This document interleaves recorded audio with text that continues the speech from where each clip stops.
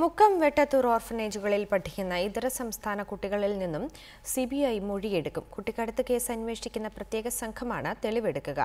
Case അന്വേഷണത്തിനായി സംസ്ഥാനത്ത് camp office തുടങ്ങാനും അന്വേഷണ സംഘം തീരുമാനിച്ചു.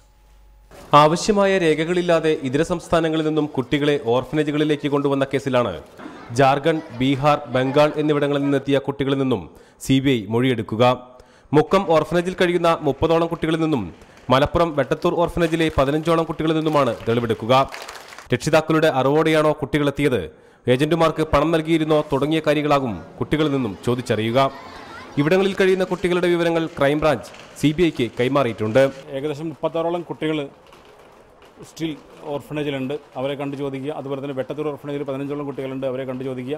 ഇതുമായിട്ട് ബന്ധപ്പെട്ട CWCയുടെ അതുപോലെ തന്നെ സോഷ്യൽ വെൽഫെയർ ഡിപ്പാർട്ട്മെൻറ്റിലെയും മറ്റു ബന്ധപ്പെട്ട വകുപ്പുകളിലെയൊക്കെ ആളുകളെ കണ്ട് ചോദിച്ച് അന്വേഷണം നടത്തുന്ന രീതിയായിരിക്കും അവർ അവലംബിക്കുക എന്നാണ് തോന്നുന്നത്. സാമൂഹ്യനീതി വകുപ്പ് ഉദ്യോഗസ്ഥരിൽ നിന്നും ചൈൽഡ് വെൽഫെയർ കമ്മിറ്റി അധികൃതരിൽ നിന്നും സിബിഐ വിവരങ്ങൾ ശേഖരിക്കും. അന്വേഷണത്തിന്റെ ഭാഗമായി സംസ്ഥാനത്ത് ക്യാമ്പ് ഓഫീസ് തുടങ്ങാനും സിബിഐ ആലോചിക്കുന്നുണ്ട്. കുട്ടിക്കടത്തുമായി ബന്ധപ്പെട്ട് 2 കേസുകളാണ് നിലവിൽ രജിസ്റ്റർ ചെയ്തിട്ടുള്ളത്. സംസ്ഥാനത്തിന്റെ മറ്റു ഓർഫനേജുകളിലേക്ക് കുട്ടികളെ കൊണ്ടുവന്ന കേസും സിബിഐ അന്വേഷിക്കും. റിപ്പോർട്ടർ, പാലക്കാട്.